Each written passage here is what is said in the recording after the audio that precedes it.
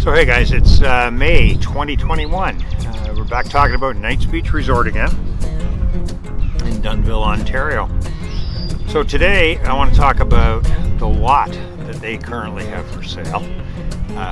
For lease. And so this is a waterfront lot advertised at a rent of $11,500 or $600 for the season.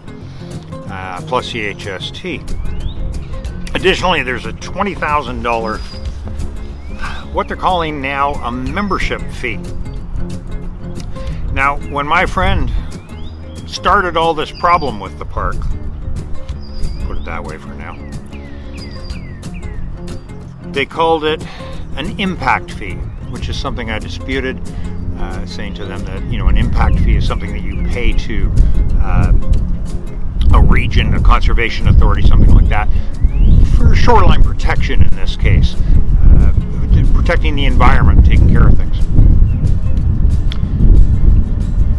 They then decided to call it a landing fee.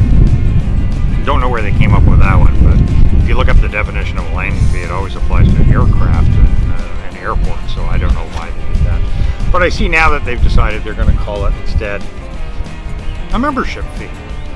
Now, that's $20,000 and plus the tax on that. So we're looking at, what are we looking at? The rent, the basic rent is just under $2,000 a month. A little bit over $2,000 a month, in fact over $2,000 a month with the tax. So it's not terrible, about $500 a week. If the weather's decent and you've got a few friends to enjoy it with you, or family members or whatever, maybe it's actually pretty reasonable. But when you throw on that $20,000, now that's $22,600 when you throw the HST onto that. Now you're a member at Knights Beach Resort. Well, what do you get for your membership? Well, you get nothing. It's just a fee that you've paid that if you don't pay it, you don't get to rent the waterfront lot. It's as simple as that. I suppose they could say, well, you get use of the toilets and the swing set. Okay. So it's a one-time membership fee. So at least now they're telling the truth. The bottom line is the money goes in their pocket. It's not for some other purpose, because it never has been for some other purpose. So like I say, now you're a member, done this one-time fee, get to use the toilets and the swing sets. Now, if you stay for years and years and years, you never have to pay it again, and so you can amortize the cost of that over those years of staying there. But you've got no guarantees that you're going to be there for years and years. Edward, through Marlene, is going to give you a 1-year lease, which is for a 6-month season for the land. That's that $11,500 that you're going to pay. So he's going to give you the 6 months of using the park, but he's not going to give you any guarantee that you can use the park again next year, that you can lease the land again. There's no guarantees of that. Now, history has shown that he does allow people to come year after year, but we're at a different time in history for Edward. His grandfather, I'm assuming Marvin, is still alive, but he's getting quite old, and the park is, I'm assuming, then going to be left to Marvin's son David and to Edward, who's David's son. And so we have to wonder, what are they going to do? Are they just going to carry on without any changes? Are they going to decide they don't like you and they don't let you come back for a second year? You've got no guarantee. Are they going to sell the park? Are they going to redevelop the park into a subdivision? They did that down the road, also on Lake Erie waterfront. So my point being, you have no guarantee. You might be there for a year, maybe even 2 or 3 years. But you still have to look at it as $20,000. You've got to put that into your monthly rent. So a total rent for 1 year of $35,700 with a tax, or $3,000 a month.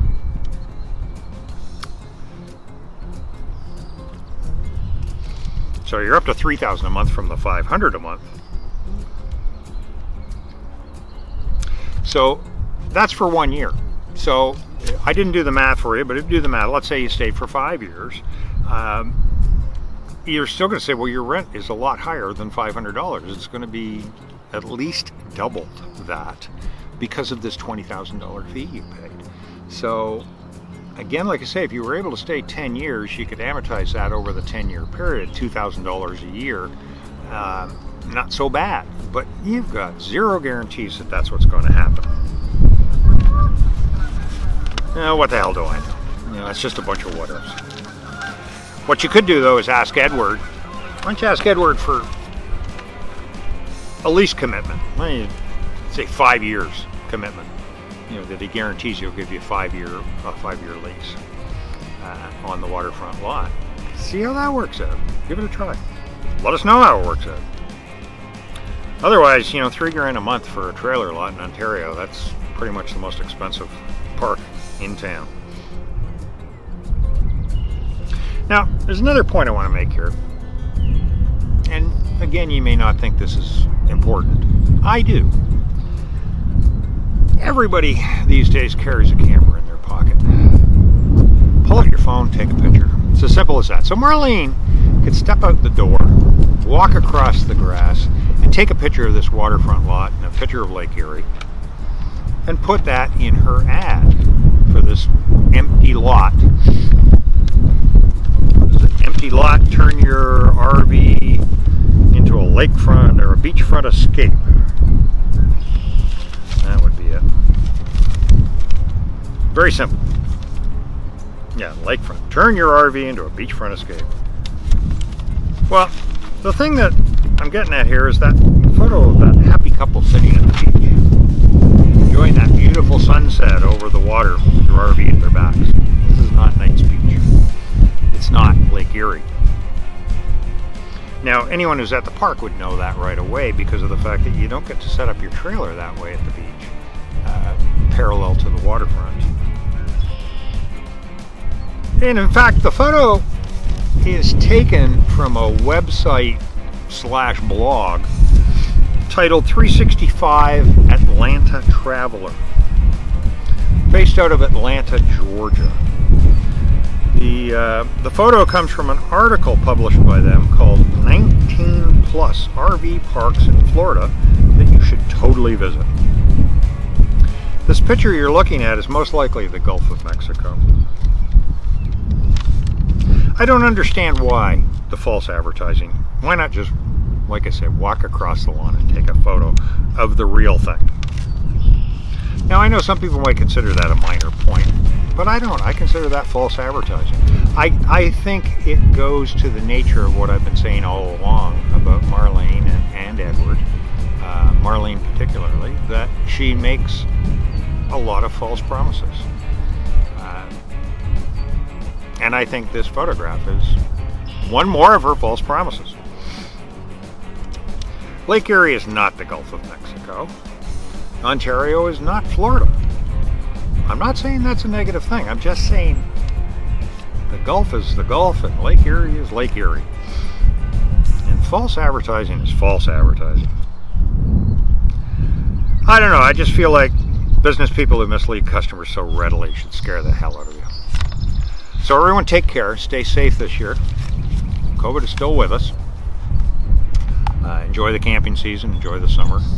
Whenever it gets here, it's pretty darn chilly again, still in May. Take care, everyone.